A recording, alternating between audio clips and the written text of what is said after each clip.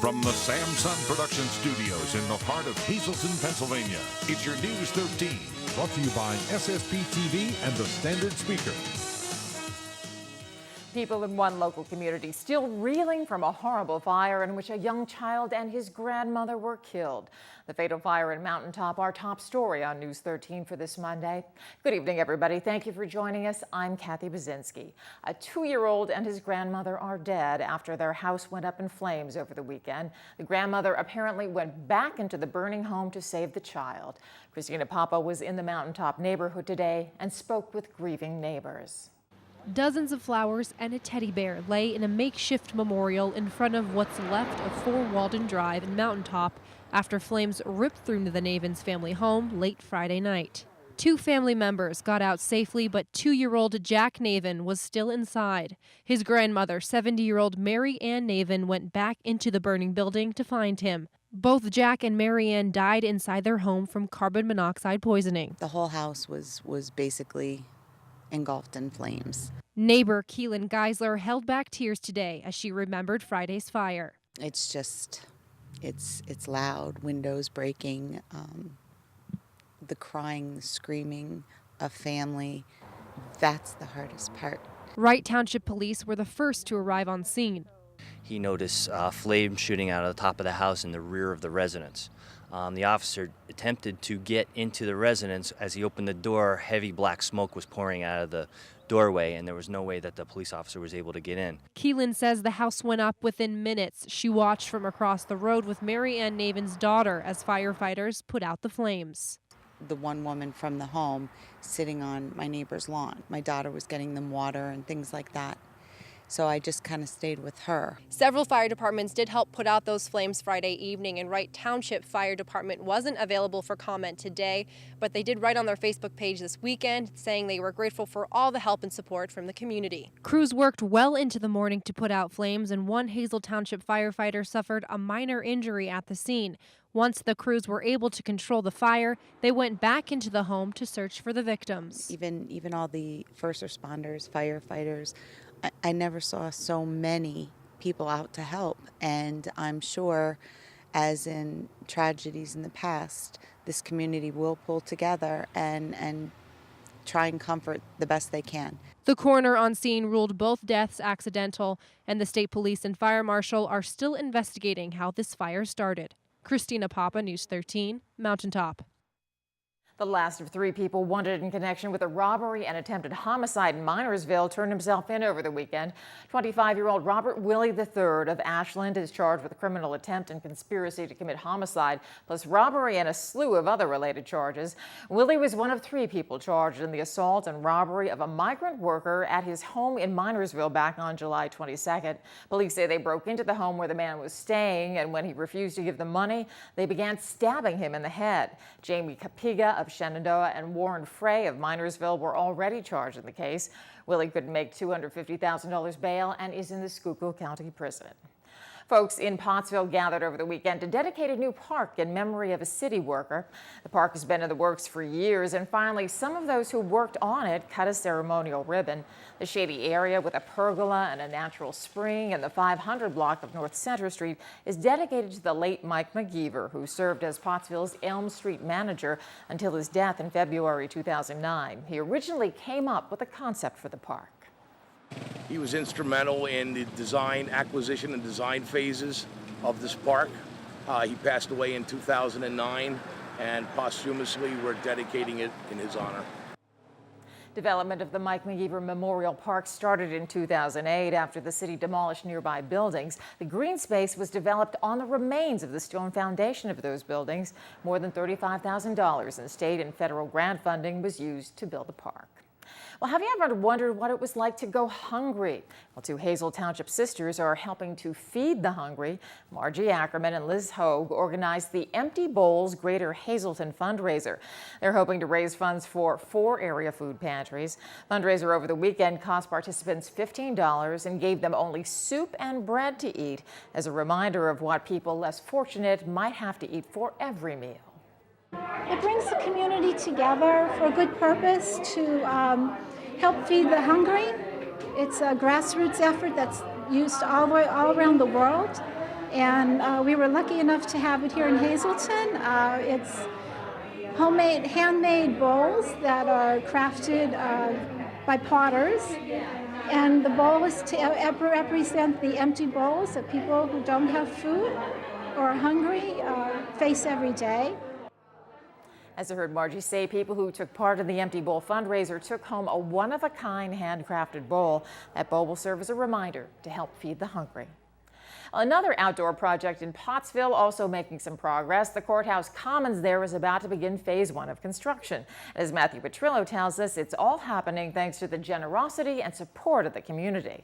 The Schuylkill County Courthouse was first built in 1889, and there's been something missing here since its construction. That's because most courthouses have a common area, which was designed as an area that would be a reflection area for people to come and sit. But the Schuylkill County Courthouse Commons is just an empty plot of grass. The only shade is on its edges, and above it is a garden that looks like it could use some TLC. So finally, its Commons area is getting a makeover that's not costing taxpayers a dime. Gary Bender sat on the Commons fundraising committee. By bricks, to be part of the history here of Schuylkill County. He says the original plan cost $400,000. That we had to scale back the project and make it a little bit less elaborate than the original design, but still a beautiful design. It will now cost $200,000 that will be used to construct the new Commons. So we did sell bricks. We sold 691 bricks, 79 pavers. About, I think there's 15 or 20 benches were sold. So when this project is completed sometime before the winter, it's going to look a lot different than how it looks now. Very much so. Absolutely. The green grass that you see here now will be replaced by concrete and brick. And again, the exciting thing always is that people that have purchased bricks will be able to come up and their name will be here memorialized forever. The new common area comes just 2 years after the county celebrated its bicentennial. Now, there's still a lot of work to be done before this is completed sometime in the fall. But when it is, county officials say they're going to donate the $200,000 project to the future generations of Skook. Giving back to the citizens of Schuylkill County, again to reflect back on our history and our heritage. I will be delighted to stand here after it's constructed and listen to the commissioners make the first speech and the official ribbon cutting. Other than benches and tables, the Commons area will have a county map displayed inside a 24-foot granite monument. It will show the names of all the municipalities in the county. Matthew Petrillo, News 13, Pottsville. And still ahead on News 13, rain in the forecast. Then we head for some fall-like temperatures. We'll tell you all about it in News 13 weather. But first, it was a perfect day for a summertime tradition in one local community. We'll go cruising just ahead on News 13. The Great Pottsville Cruise celebrated 20 years over the weekend. The annual car show is one of the county's biggest events. As Matthew Petrillo tells us, turnout this year was the largest ever. There was live music, cool cars, and lots of people, including royalty. You've got a really pretty crown. What's your job as a snowdrop? Well, we do a lot of the parades for Schuylkill County, and we go a lot of places. People from all over came out to the cruise, and of course, the man of the hour, Dennis Gage. Why you keep on coming back here to Pottsville? Well, I like it here. Plus Jerry Enders, who's the man behind the Great Pottsville Cruise, is absolutely relentless. So he just wears me down, and you can't say no to Jerry. And he definitely knew his stuff about classic cars. But my favorite, a 1973 Buick Rivera. This was the car to have if you're having a Buick back then, right? Yes. Yep. And part of it is it has this gorgeous green exterior back when you could kind of choose the color of that, and inside it has the same green. That's something kind of unique of its time. It was an unusual one. It's the only one I've ever seen like it. I have no idea how many of them they made, but it's the only one I've ever seen. And then there was this petite car. But don't let looks deceive you. It's got a lot of power to it. I mean, you can just tell by the seatbelts inside this thing. So you got to get strapped in. The fastest you went, 120 miles, you said? Yeah, 120 miles an hour at a quarter mile. It was 1020s on a good day and a bad day, 11s, whatever. Something real special to your car, and you must be thrilled that you came. You had Dennis Gage sign your car. Yes, he doesn't do that to just anyone. No, he came over. When we pulled into town, he saw us and he loved our car, and he came looking for us, and he signed and autographed both our cars. I co-host an hour-long special of the Pottsville Cruise with car expert Ed Hurst. There's a lot of people out tonight. Yes, there is. This is the biggest cruising we have ever done here in the city. The cars have come from all over the East Coast. We're action-packed here. There's got to be at least 1,000 cars here, and I'm telling you, not one looks the same. Keep watching SSPTV to check it out when it airs. Matthew Petrillo, News 13, Pottsville. Some serious cars there. They were pretty amazing. Hey, time now for our regional weather from the National Weather Service. Checking the radar. Not much going on in our area right now, but that's going to change as we get into the overnight. Creative condition, we're talking beach weather. It's by Kathleen Williams, a student at Hazelton Elementary Middle School, and she drew a very tropical beach with a blazing sun, which is almost roasting some of the king crabs down there on the beach. Now let's take a look at News 13 weather from the National Weather Service for Greater Hazelton for tonight. A chance of showers and thunderstorms with a low down to 65.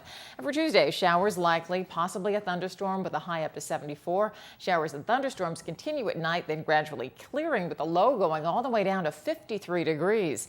And heading to Schuylkill County for tonight, a chance of showers and thunderstorms with a low around 65. Tuesday, showers likely, possibly a thunderstorm with a high near 75. A chance of showers through the evening with a low down to 54 degrees. Well, if you bought your lottery ticket for Saturday night's Powerball at Wegmans in Wilkes-Barre, you'd better double check it. A winning Powerball ticket in Saturday night's drawing worth $2 million was sold at Wegmans Food Market in Wilkes-Barre Township. The ticket matched all 5 white balls drawn, but not the red Powerball 13 and the added Power Play. As a result, the winner will only get a measly $2 million prize. The lucky player hasn't cashed the ticket yet, but Powerball players and shoppers at Wegmans weighed in on how they would spend the winnings today. I wish it was me. Yeah. Well, it increases my ability to join in the festivities. Actually, for the kids. What the heck? I'm retired now, you know. First of all, I get my daughter-in-law and my son out of debt, take my grandchildren to Disneyland. It's a chance. It's a chance. Yeah, it could happen tomorrow. You know? Yeah. Be on an island someplace. Wegmans will receive a $10,000 bonus for selling the winning ticket. So in the meantime, let's check the winning midday lottery numbers. Good luck if you play. The daily, 810. The big 4, 2022. Quinto, 33220, and the treasure hunt, 1, 8, 16, 25, 26. Hope you won.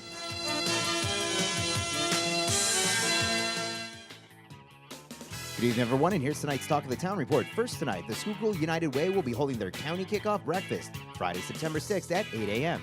The event will be held at PSU Schuylkill Health and Wellness Building. For more information, please call 570-622-6421. And finally, Nespec State Park will be holding an event Saturday, August 31st called Just for Kids Art in the Park. Children ages 10 through 16 will create a one-of-a-kind outdoor painting on canvas with step-by-step instructions. Program is free, space is limited, and you must pre-register. For more info, please call 570-403-2006. That's tonight's Talk of the Town.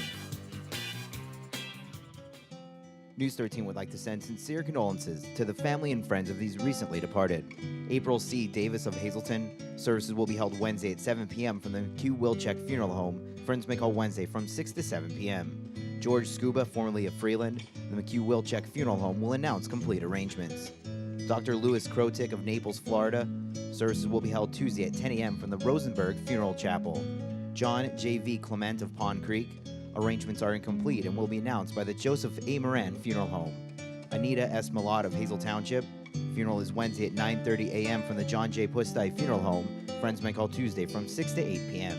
And Anthony Longo of Beaver Meadows. Funeral is Tuesday at 9 a.m. from the Joseph A. Moran Funeral Home. Friends may call Monday from 6 to 8 p.m. Tonight's obituaries have been brought to you by the Smilax Floral Shop located on 15th Street in Hazelton. Free delivery to all local funeral homes. Call 570-454-0111. And by Doves of White, serving Schuylkill and surrounding counties. Call 570-205-1597. SSPTV Sports on News 13 with Fred Barletta Jr. and Ron Marchetti. Well, the sun's shining. It still feels like summer out there. I know none of the kids want to hear about back-to-school specials, but you know what? Really, the first sign that it is officially back to school is today all over the state of Pennsylvania. It's the first official day of fall athletic sports practices. And so what that means is if you're talking about cross country, football, field hockey, soccer, girls volleyball, girls tennis, water polo, this is the day. The mandatory practices start today and all throughout the area, of course, just like around the state. You had the fall sports teams getting together. One of them, the field hockey team down at Hazleton Area High School, and Mary Kelly, the head coach, excited about the start of another season. This is the start of her 13th season, so she's been through a bunch of them, but still very excited. I expect one of our best years to date. We have a lot of returning players. As you mentioned, we have Selena Garzio returning to us, and she was a top scorer last year. But we've also got a lot of new talent coming into the program, and I feel that on the whole we're going to be a much more mature team loaded with talent. Yeah, special day. If you've ever coached, it never gets old. Matter of fact, on the first day of practice, if you're still not all fired up and pumped up about it, maybe it's time to walk away. But all of the coaches today really fired up, getting ready. And here we go. Starting today, all those practices every single day. Scrimmages will start, and then a little more than 2 weeks, we'll have our first games. So here we go. That's what August is really all about.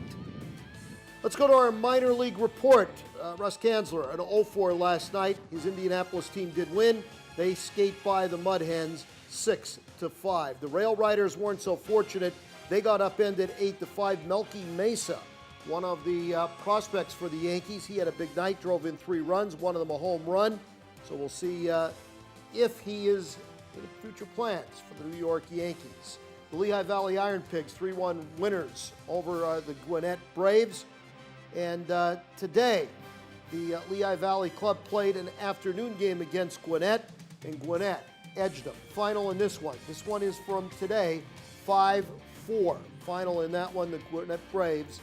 They get the win over the Lehigh Valley Iron Pigs. Bet you it was nice and toasty down in Atlanta. Meanwhile, Major League Baseball, the Yankees, who took 2 out of 3 from the Detroit Tigers. Tigers came in winners of 12 in a row. Mariano Rivera's blown 3 saves. That's never happened.